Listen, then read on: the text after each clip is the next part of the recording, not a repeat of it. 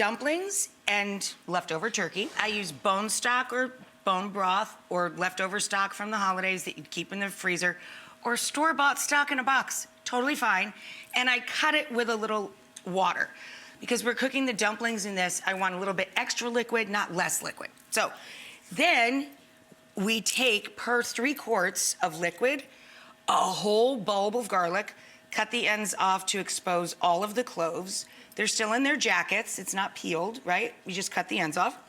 Then we have celery, a few ribs, a couple of large fresh bay leaves, an onion, and some lemon. So we put all of this into the pot, and we let that get some color on it and a little bit of olive oil, bottom of the pan. Then we add our base, whether you got it in a box, in a can, or you made it yourself from the freezer. We add a couple of quarts of stock.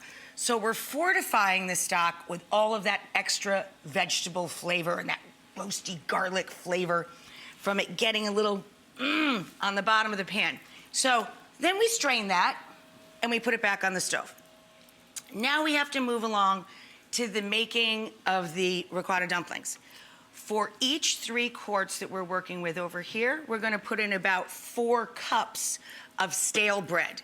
To that, we're going to add a good fat cup of ricotta cheese. Now about the ricotta,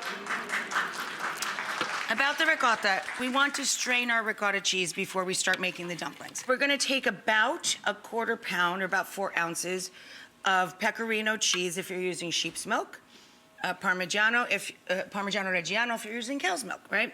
And traditionally it's made with crumbled, like kind of large pieces. You crumble it into the food processor with your hands. And you're gonna add about 4 ounces because you end up with little bits and nuggets of more cheese in the dumpling, right? You add a little bit of freshly grated nutmeg. And we need some egg as a binder here, so 2 egg yolks go in. And then we process this. That's a really awful sound.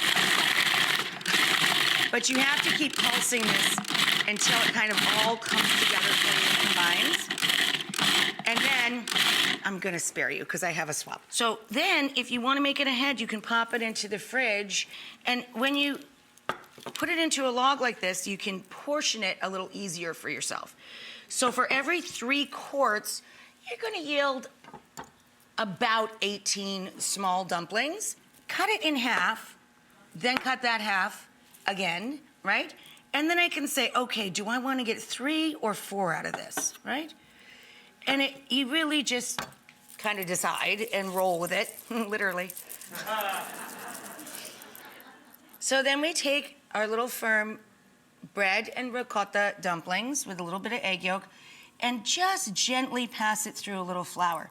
So you want a gentle, low rolling boil, and you drop the guys in. Eventually, these guys will puff up a little bit and float up to the top, and they look delightful. We also have about 4 cups of leftover pulled meat. You can use anything for this, or you can make and saute off 4 cups of vegetable if you wanted to make a vegetarian version of this. Now, once you add the meat, be careful because those dumplings are really tender. The little ricotta dumplings are very tender, but that's what you're going for, is them to float just like this, right? And then you just want to reheat the meat through. We finish with a little bit of lemon juice as well.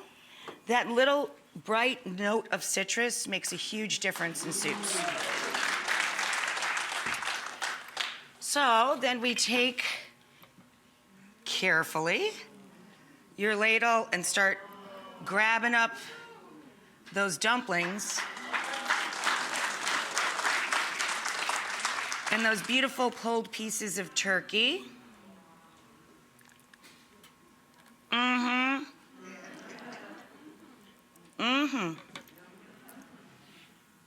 And then really, honestly, all this needs is just that little dab of parsley.